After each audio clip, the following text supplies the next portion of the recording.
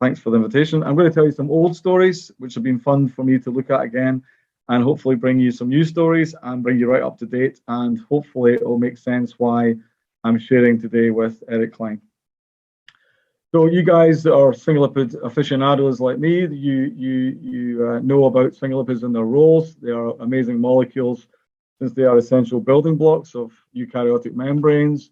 They're also now gaining lots of attraction since they are potent signaling molecules, and they actually have been linked to an increasing number of diseases, autoimmune diseases, Alzheimer's, Parkinson's, amyloid lateral sclerosis, etc., etc. And the topic of today is that we are now finding them where we didn't expect them in various bacteria. Sphingomonas, obviously well known, named after having sphingolipids. Bacteroides in our gut, and P. porphyromonas gingivalis in our oral cavity as well. So that's the topic of today.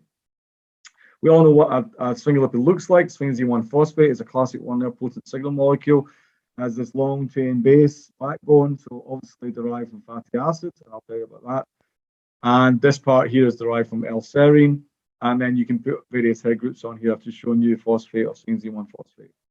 And they have a long history, obviously, from John Thurichum, who looked at the chemistry of sphingolipids in the brain. He didn't know what they looked like, but it was Herb Carter who determined the structure of threonine, an American scientist. He also tried to get his hands on sphingolipids and understand the chemistry of these molecules, but they were given this enigmatic character. And we take advantage of up-to-date resources like lipid maps, that organic, up-to-date reference, amazing website that we can catalog and we can inventory and we can keep track of things with lipid maps. So it's a long history and it's a continuing history. But before I talk about sphingolipids, I've actually got to tell you about these related natural products. Don't worry about each of the structures. Just want to tell you that each of these molecules is related. A quorum sensing molecule from Vibrio, a camgimine antibiotic from Pseudomonas and Serratia streptomyces. A fumonisine molecule, which is used a lot in sphingolipid chemistry to inhibit ceramide synthesis. That's a fungal mycotoxin. And you see these weird antifungal molecules here, C5N derived, and then biotin, one of the first natural products I worked on, vitamin H. And here's our old friend, sphingolipids, ceramides down at the bottom. So we're going to focus on sphingolipids and ceramides, but these molecules are related because they're related in the fact that the enzyme that catalyzes the first step in all the pathways, the biosynthetic steps in this pathway, the first enzyme is a member of the alpha-oxoamine synthase family, AOS. And what they do is they take an amino acid, could be serine for SPT, could be alanine, could be glycine, all the amino acids are available. And it takes a thioester, and that thioester is a coenzyme A thioester, and that's where the fatty acid comes in. Fatty acids are activated as thioesters. And what the enzyme does, brings these two together, makes a carbon-carbon-carbon bond. So it's a synthase, and these are alpha-oxoamines, okay? And that chemistry is irreversible because what you do is you decarboxylate the amino acids and you hydrolyze the thioester. So you make that carbon-carbon bond, and that sets you off down the road to your natural product. In our case, it's going to be sphingolipids. All these enzymes are pyridoxal 5' phosphate dependent. Okay, and that's the structure there of vitamin B6, PLP. And so they catalyze, as a chemist, they catalyze this really a remarkable series of reactions. They activate the amino acid by breaking a carbon-hydrogen bond to give you 2 electrons. They make that bond, and they break the carbon-sulfur bond to thioester. And they also break the carbon-carbon bond of the carbon and release carbon dioxide. There's lots of homology between all the members of the families that we've been looking at. They range between 25 to 30% homology. They tend to be homodimers of about 45 kilodaltons, and they seem to have evolved to be specific for amino acid and acyl-CoA thioester substrates, and we'll see how that's useful later on. So this is this table. I've got this living table where I'm trying to catalog all these alpha-oxamine synthases, and obviously bioinformatics has helped a lot. We're writing a review on this.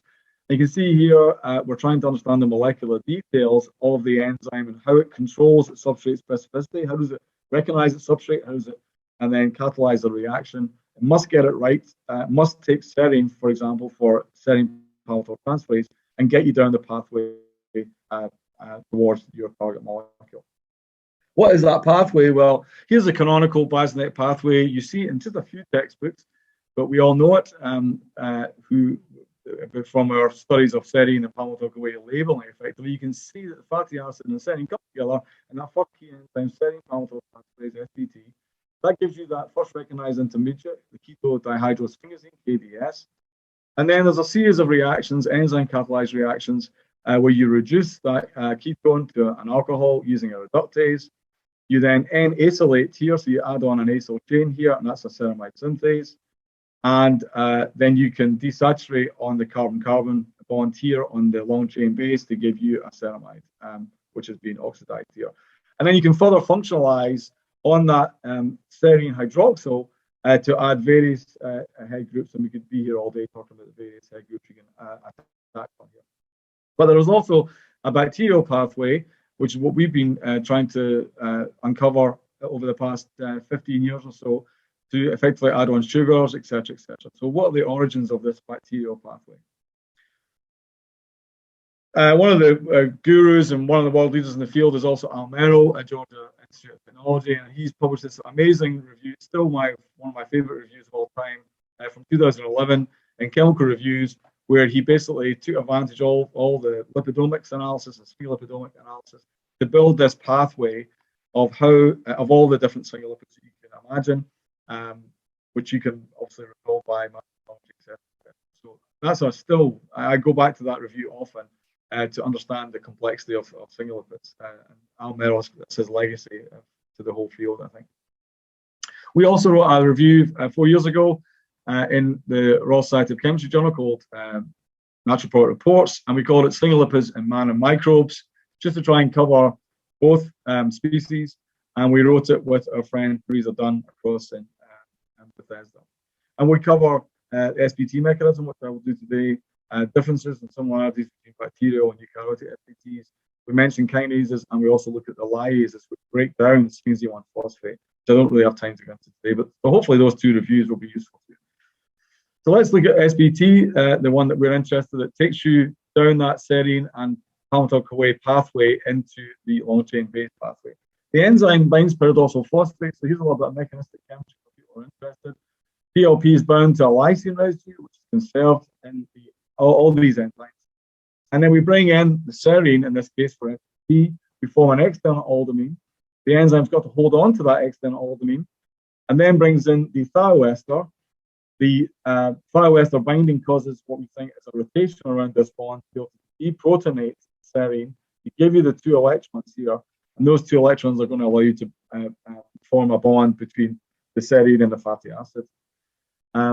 We can sometimes see these pyrenoid intermediates using the pyridoxal phosphate chemistry to effectively stabilize that 2 electrons there. We get the carbon-carbon bond formation step. You hydrolyze the thioester. You generate this unstable beta-keto acid, which then decarboxylates irreversibly to give you the product, which then is offloaded by the enzyme. And it resets again with the PLP binding to the lysine, and you get the KDS product. So it's a beautiful cyclic pathway, irreversible from then on in, because we're hydrolyzing the thioester and we're decarboxylating the amino acid. So it's a nice mechanism to study. We've added some details about some of the intermediates in this pathway, which I'll tell you about. What do the SPTs look like? Where you can find them in various species. Obviously, in you and me and humans, there are 2 key SPT genes, LCB1 or SPT1 and LCB2, SPT2.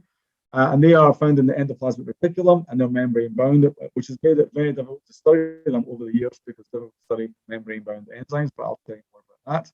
One of the breakthroughs in the field came from this wonderful paper from Ikushiro and colleagues in Japan in 2001. I can still remember reading this paper as if it was yesterday.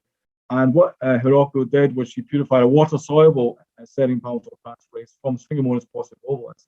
She cloned the gene, and she also expressed the protein and published that, which was fantastic. And I thought she was going to determine the structure from then on in, but we'll tell you more about that. There's also a weird thing that happens. This is coccolithis virus, which can be found in some of these viruses. You can see what they've done is they've fused the 2 effectively eukaryotic genes together, head to tail, with SPT2 at the front end and SPT1 at the back end. So there's all sorts of variations on the theme of SPTs, and what nature has done with it and what nature uses it for. You can see here the sequence homology from Hiroko shows that even then, bacteria and humans have quite a similar SBT sequence, and we'll come back to use that later on. So we set about studying SBT in about 2005. We overexpressed the Sphingomonas postmobilis gene in E. coli. It expressed well. I took it to my collaborator, Jim Naismith, who was up in St Andrews at the time. He's a world-class crystallographer. We had a model of what it looked like as a homodimer enzyme, as many PLP enzymes are. We purified the enzyme, it bound pyridoxal phosphate. The cool thing about pyridoxal phosphate is they show these beautiful UV spectroscopic properties. You can study what's going on in the catalytic cycle. You can see substrates binding and products binding and some inhibitors binding. And then we managed to show the enzyme was active using radioactive serine, and you can take radioactive ATS. And then we grew beautiful crystals in St Andrews, which were then shot, and the structure was determined. We also made sure that the enzyme could bind the substrates, and you can see here we added serine, and you can see the enzyme is yellow, and you can titrate in serine, and you basically the PLP sits in two forms, and you disturb the equilibrium when you titrate in large amounts of serine. You can measure the KD of binding. So you can say you can measure how strongly it binds L-serine, how strongly it binds D-serine, alanine, glycine. It's a really nice bunch of enzymes. They're a nice bunch of enzymes to work with. So with Jim's help, we determined the first structure of the S. postmobilis SBT enzyme at 1.3 angstrom resolution. It's still one of his favorites. You can see the beautiful electron density for the pyridoxal phosphate bound to the lysine ready to go. Okay, so it's set, ready to go. That covalent PLP bound to the lysine. And the PLP is bound at the interface between the two monomers. One monomer is rendered in the 3 domains here, and the other one is rendered in cyan. And you zoom into the active site, you can see the active site is made up of residues from both monomers, and you can see the PLP sits at the interface. And that suggests to me if you were to pull the two monomers apart, the enzyme wouldn't be active. So it's an inherent homodimer, and we can identify the residues at the active site. And we published that 2007, so quite a long time. And then I had a wonderful student called Maureen Raman. She managed to grow crystals of SBT with the serine bound. We want to understand why does the enzyme prefer serine. So that was a Christmas present for me in 2008. She determined this down in Grenoble in France, and she sent me these coordinates, and then we published that in 2009. And one of the wonderful things was to actually see the external albumin, which I drew in the mechanism. You can see the L-serine here, external albumin, and you can see why the enzyme prefers L-serine, because that hydroxyl group of serine, of L-serine, seems to hydrogen bond with the phosphate, whereas the D-serine wouldn't be allowed to do that. So it's recognizing L over D, we think, using that interface. We can zoom into the active site again and look at what happens in the active site. The active site is dynamic, enzymes are dynamic, and lots of things are happening here. As the enzyme recognizes serine, brings in an arginine 378, swings into the active site, and binds electrostatically with the carboxylate of the serine. There's lots going on, dynamic movement. That's even before we add the acyl-CoA second substrate, thioester. So we got confident and we thought we knew what we're doing. And so I had another student called John Wadsworth. And he said, well, let's tackle the nature's gift, as we call it, myriocin. Everyone in the Sphingolipid field likes to use myriocin because it's a fungal natural product, evolved in nature, and it is a brilliant inhibitor of SBTs, all SBTs. So if you want to stop Sphingolipid biosynthesis in any organism, human cells, yeast cells, Chinese hamster ovary cells, bacterial cells, you throw in myriocin. And if you look at myriocin, it's absolutely beautiful because I don't think a medicinal chemist could design a better molecule. It is ready to go with regards to its serine chemistry. It's actually a D-serine derivative. It's got 2 hydroxyl groups, and it's got this ketone at C14, so it's 20 carbons long. So it looks a bit like a sphingolipid, but that's its trick, okay? It's been isolated twice. It was isolated in 1972 by these antifungal guys, and it was isolated again in 1994 as a potent immunosuppressant in Kyoto. But unfortunately, it's a brilliant nanomolar inhibitor of eukaryotic SBT, but it's been used to block Sphingolipid biosynthesis for a very long time. But it's not clinically useful in many cases because of its toxicity, although it had a bit of a renaissance. And when you look at the chemistry, you think it's absolutely beautifully set up because it's still got its carbon dioxide effectively there to mimic that beta keto acid intermediate. So we thought, yeah, I'll just go in and act as an inhibitor by being a sort of intermediate analog in the catalytic mechanism. So that set us on a sort of 3-year journey to try and understand what was going on there. And one of my students, John Wadsworth, he took the purified bacterial SBT, he added myriocin, he then set the spectrophotometer up to take a spectrum every hour during the night, and he came back in the next day and he saw this. And he was going to just put it in his drawer and not tell me about it, but he brought it to me and he said, what is going on? Clearly something crazy is going on. And you can see all sorts of things happening here that I'd never seen before in any one of these alpha oxoamine synthase enzymes. Appearance of a 395 nanometer absorbance. The 425 went up and down during the night. 405 appeared and disappeared. So it's really interesting things going on at the active site of the enzyme. To cut a very long story short, we realized that the bacterial SBT is a very powerful catalyst, and it could be actually degrading the inhibitor. That indestructible inhibitor, maybe it was breaking it down. We managed to titrate the enzyme and get the first ever Ki of 960 nanomolar with the myriocin. And we made a lysine to alanine mutant. So we took out the catalytic active site lysine. The enzyme still bound PLP, but non-covalently. And when we did that, all those spectroscopic changes stopped happening, and effectively the enzyme was dead. So that was a good thing to do, because we were trying to determine the crystal structure of myriocin bound to SBT. And again, to cut a long story short, I love PLP enzymes and I like drawing crazy mechanisms. So I had to come up with a mechanism that could explain how myriocin could be broken down.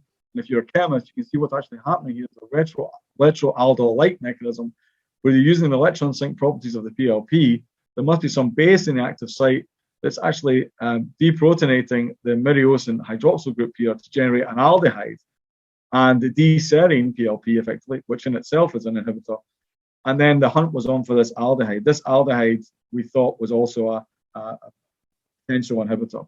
We couldn't find it in the small molecular weight mass spectrometry analysis, but when we did protein mass spectrometry analysis, we have great facilities here. When you look at SBT, you see a mass of 47,231. When you incubate with myriocin, you see a peak coming up at 47,509, which is absolutely bang on for myriocin. And then when you try and reduce that with sodium borohydride, so you can reduce amines to amines, etc., you actually see a mass difference of 4. You also see the PLP bound as well at 47,464. So we're seeing a mass difference of 4. And to cut a long story short, what we're realizing is that aldehyde is actually attaching itself to the lysine. An aldehyde plus an amine gives you an amine plus water. That mass is 278, which is bang on.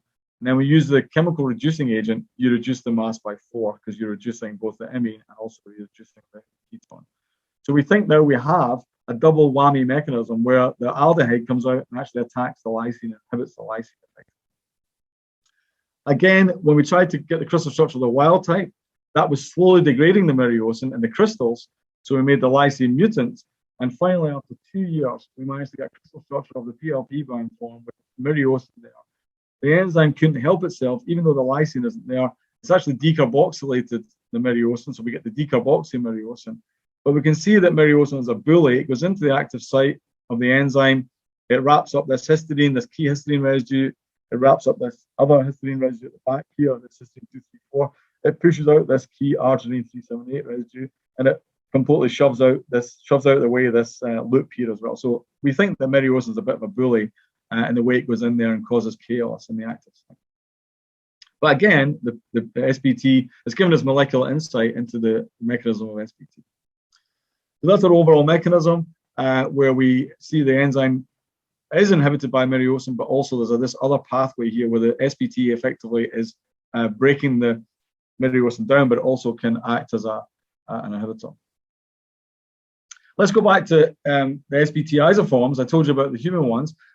So my colleague Teresa Dunn, over the last 10 years, 15 years, has also been working on the human enzyme. I'd recommend you go and read her papers because she's found some really amazing stuff on the regulation of the human enzyme. You can see here, she's found these small subunits, these membrane-bound subunits that activate the enzyme. And then in 2010, other publications by Breslow et al. And Hahn et al. Found that there also, as well as Teresa's regulators that activate the enzyme, these also negatively regulate the enzyme, these ORM proteins as well. So things got very, very complicated in the SPOTS complex and SPT complex with these other subunits. And to cut a long story short, in 2021, last year, two groups in America and China also working separately, they determined the cryo-EM structure of this SPOTS complex, which is amazing to see after many, many years. We'd had a go ourselves, but didn't manage it. And they used, but fortunately, they used our bacterial SPT X-ray structures that I've showed you to solve the human SPT cryo-EM structure. So that's another reason for solving these bacterial structures. If you've got enough homology, you can actually solve higher order complexes. And it actually now starts to tell us how these small subunits, and the ORMs activate and deactivate, regulate the SPOTS complex, which is really interesting.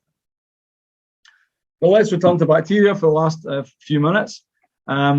We've been looking at Sphingolipids because they're starting to make a real big appearance in the human microbiome, both in Bacteroides fragilis, Privitella, but also what you would call pathogens, which are in our oral cavity, Porphyromonas gingivalis. So there's lots of interest in the human microbiome, no doubt about it.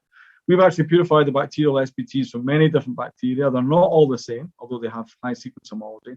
And we've determined the structure of a few. I don't have time to go into that today. It was a really nice paper by Mike Fishback and colleagues in 2013.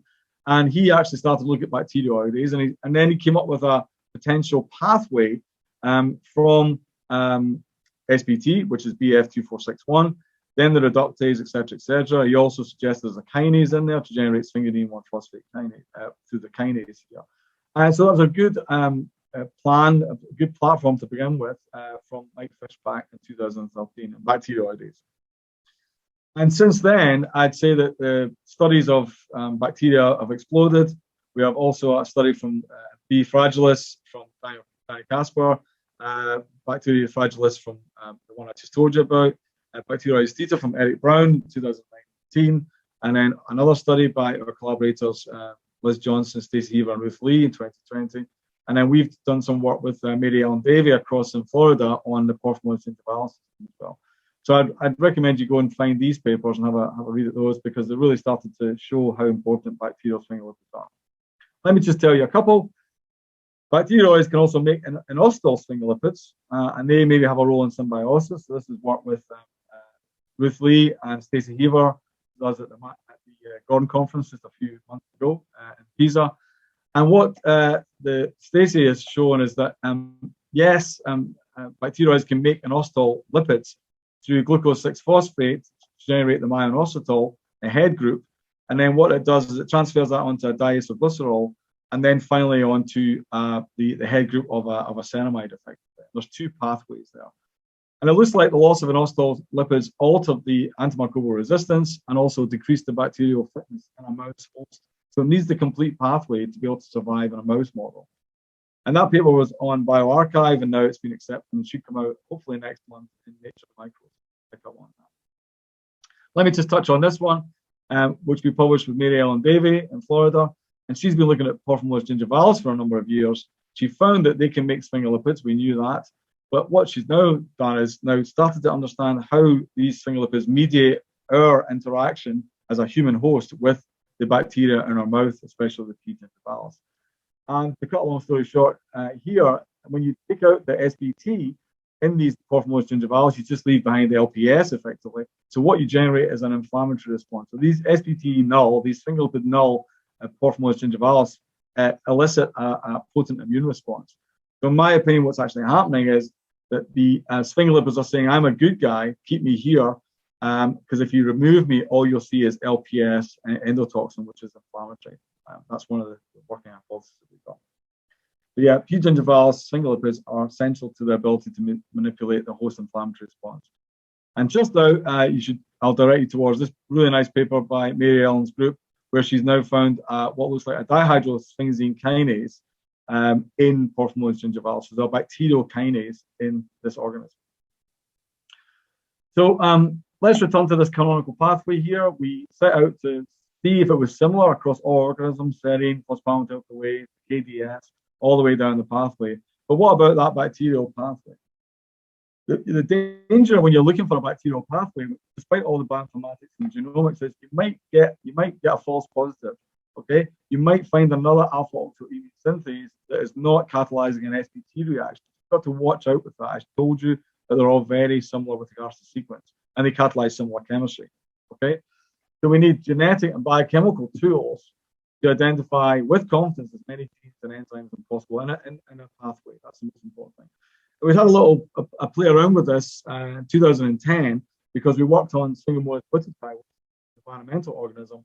Sphingolipid, which makes sphingolipids, and in the genome of that organism, I saw an acyl carrier protein next to a serine palmitol transferase. So instead of using the free thioester here, the CoA thioester, it suggests that maybe the palmitic acid here, the C16 acid, is actually attached to an acyl carrier protein, a little 10 kilodalton protein here, and that links it into the pathway where it reacts with, effectively joined up with SBT. Okay, so that's two genes, not just one, but that's at least two genes, ACP and SBT, that you could go looking for to find a pathway. So I'll wrap up my half of the story here, and hopefully I've explained to you why bacterial sphingolipids matter.